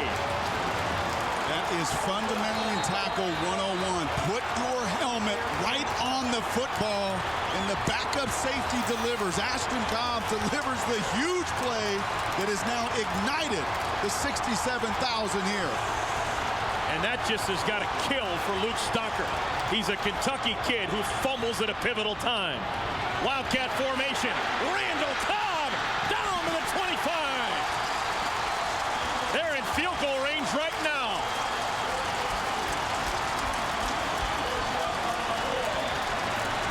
And turnovers have been the story for Kentucky. Why they've seen that Wildcat time and again. It worked the first half, not the second half, but the momentum, the swing, the energy going now the way of the Wildcats. I'm surprised Kentucky's not taking more time off the clock. Wildcat, Cobb, another 1st down run, gets inside the 15. That's a fine line you walk, Eric, between taking that time and also having that tempo and getting the defense back on their heels. Herman Lathers, you saw through this second half, attack that play. Right now, just a little bit hesitant, and you wait just a split second, and Randall Cobb is going to make you pay. They're going to bring the chains on and measure. He is right at that 1st down marker. Timeouts. Kentucky very quickly going up to the line of scrimmage. They've got a full 25 seconds they could use on the play clock.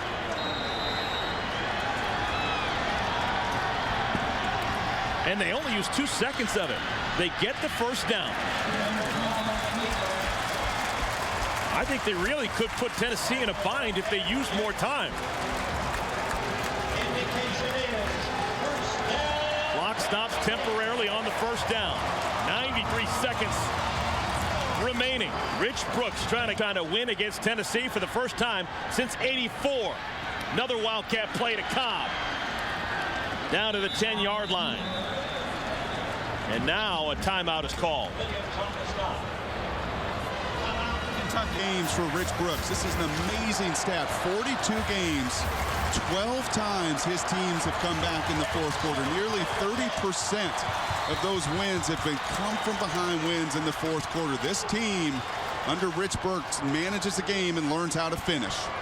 Morgan Newton back in the game as the quarterback. He's in the shotgun. Second down at 7.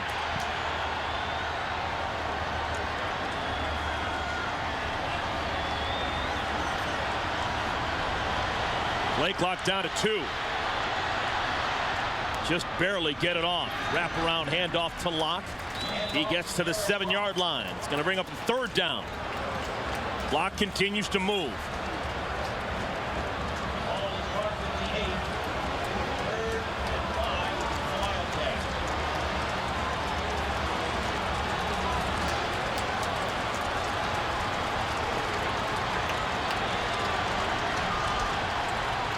Third down and 5. Newton can't get to the edge. Tackled in space. Great form tackle made. It's going to bring up fourth down, and they're going to have to try for the field goal. And how many times have you seen the number 1 and 4 at Tennessee make a play? This time it's the 4 and the 1. Look at Dennis Rogan shed the block.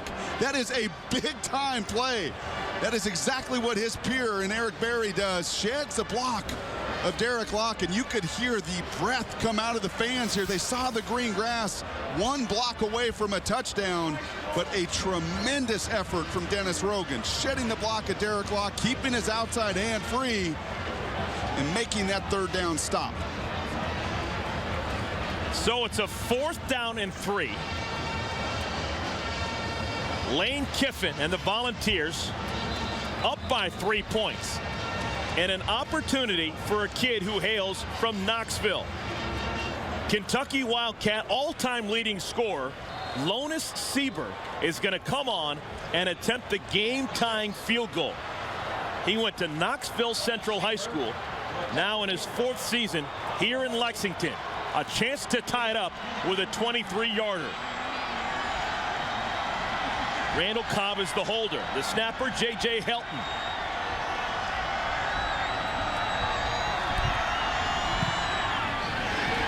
We're tied at 24.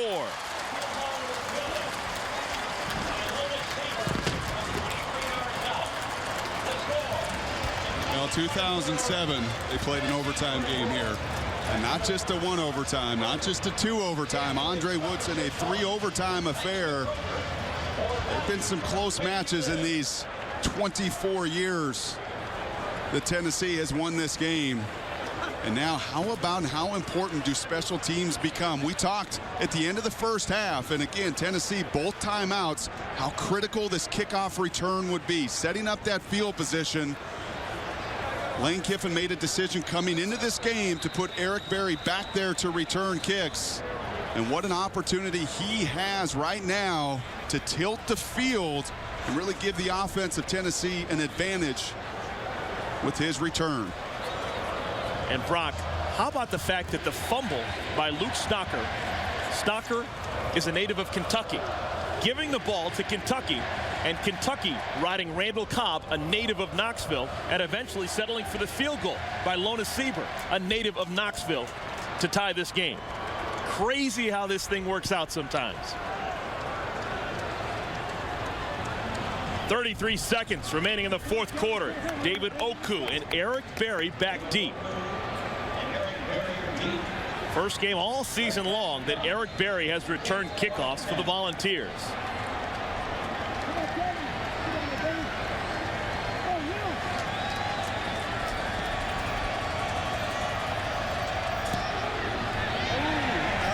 High kick into the end zone and out of the end zone. Touchback. Craig McIntosh with the good kick. Who has attempted the long ones. Chad Cunningham was banged up on a kickoff earlier in this second half.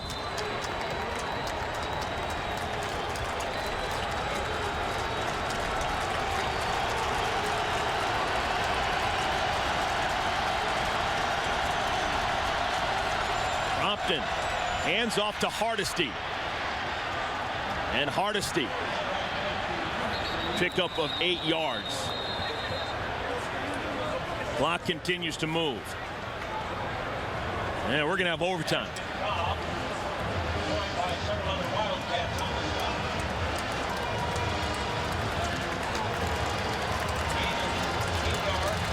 And you can see Luke Sonker there shaking his head.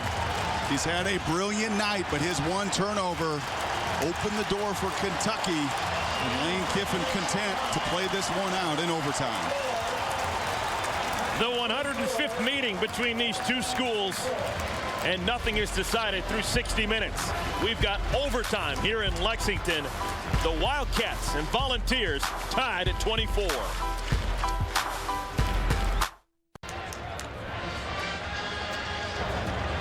.24 tie.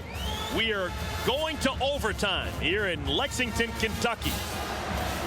And it was a second half largely dominated by Tennessee in every single way, but a couple crucial stops by Kentucky. First, Micah Johnson on a third down, and how about the backup Ashton Cobb delivering the blow on what would have been a first down with 2.5 minutes to play. Kentucky gets the ball inside the 10 with more Wildcat. Tennessee holds on a brilliant play by Dennis Rogan. Now we're at my favorite point in a football game, and I love the way college football goes about it. We're in overtime. We've got a coin flip here.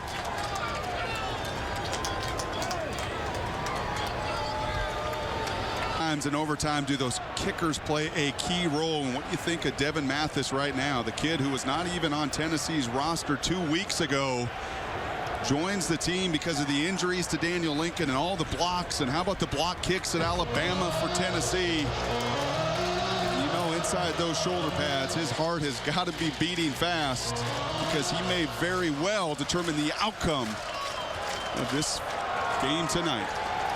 These clubs played a 4-overtime thriller on this field last time they met in 2007. Won by Tennessee. Newton on first down wants to throw. Fullback drops the football. Monsell Allen can't hang on. And I tell you right now, Morgan Newton not the same as he was in that first half, and some of his fundamentals are leaving him, and you can tell with every incompletion he's feeling a little bit of this pressure of the environment. And remember, just a true freshman playing high school football in Indiana a year ago. Why no Wildcat? It worked really well last time they had the ball. Well, asking you shall receive. It is a Wildcat formation. Randall Cobb is going to take the shotgun snap. Goes to the right, little option. And Locke is tackled for a loss. Eric Berry doing what all Americans do, a loss of 7. Well, you saw Dennis Rogan do it the last time on the third down. And this time, how about the ability to shed the block? Rogan did it, keeping his outside arm free. Look at the pad level and the athleticism of Eric Berry to get under that block of Monsell Allen, create the tackle for loss. Morgan Newton back in the game. Obvious pass situation. 3rd and 16. Newton steps up. Incomplete. Looking for Matthews. It's a 3 and out.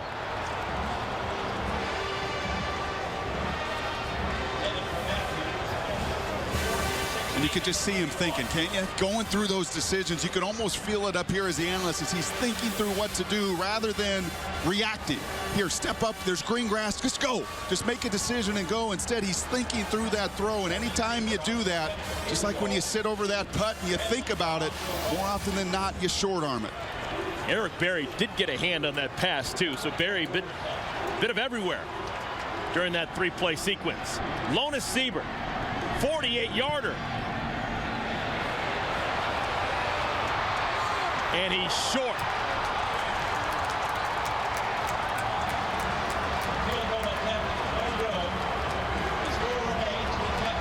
So Tennessee, all they need is a field goal and it's over. You see the great effort, Luke Stocker going up, and you've got to wonder if you scramble on that third down or if you're able to contain that block on Eric Berry and you're 5 more yards up. Does that ball not hook out, instead hook in? And now it's time for Kentucky to forget about all of that defensively. Micah Johnson, the seniors on this defense, to do the same thing you just saw Tennessee do, and that's create some negative plays. Negative plays. Tennessee has had troubles in the kicking game all season long. They don't have to settle for a field goal. Hardesty has the football. Hardesty inside the 20, but a flag down. There is a penalty marker on the play. Umpire throwing the flag. Holding, number 66, offense. 10-yard penalty from the previous spot. Replay first down. The center, Cody Sullins. And sometimes those defensive tackles, they don't always show up with all of the tackles and the flashiest plays. Sometimes it's just creating a holding call. And how about the effort again of Corey Peters down the line of scrimmage? Cody Sullins' hands get away from him and out of the frame. And that's a big negative 10-yard play to begin the overtime period. Again on the ground on 1st and 20. Hardesty tackled. Danny Trevathan with the stop.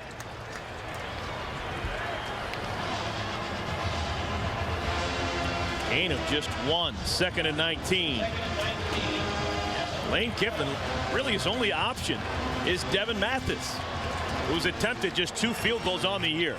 And you've got to imagine, you've got to get somewhere near the 25-yard line, somewhere within inside of 45 yards.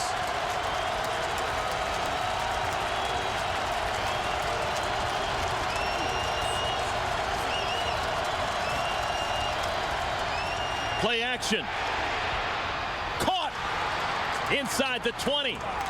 Gerald Jones, it's going to bring up a 3rd down and short, a pickup of 15 yards. And that play right there, the difference. You looked at Morgan Newton's play on 3rd down. Watch Jonathan Crompton. He feels the pressure, so he can't wait. He makes the play fake, a single hitch, and that ball is out.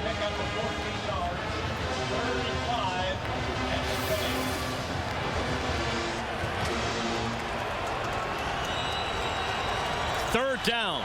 From here, it'd be about a 37-yard field goal.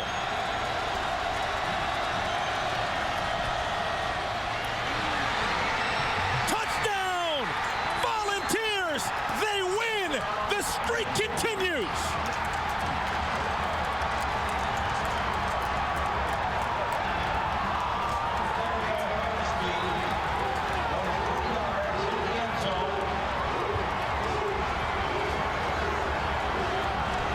Tennessee comes to Commonwealth Stadium and rips the heart out of the Big Blue faithful.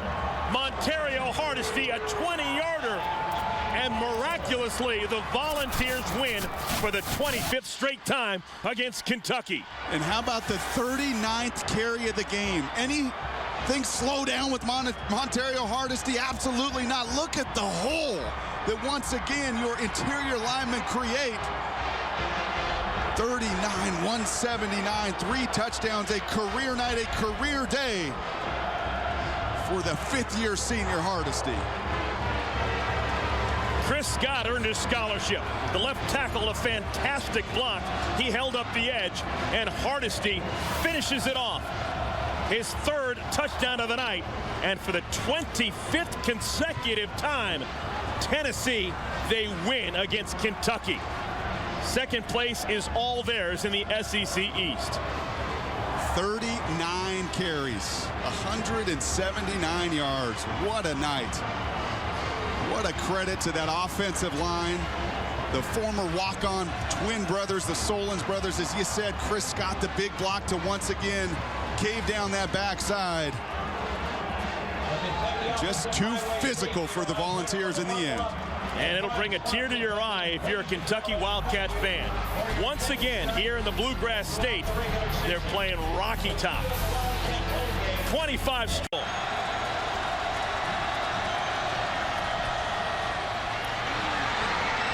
Touchdown! Volunteers! They win! The streak continues!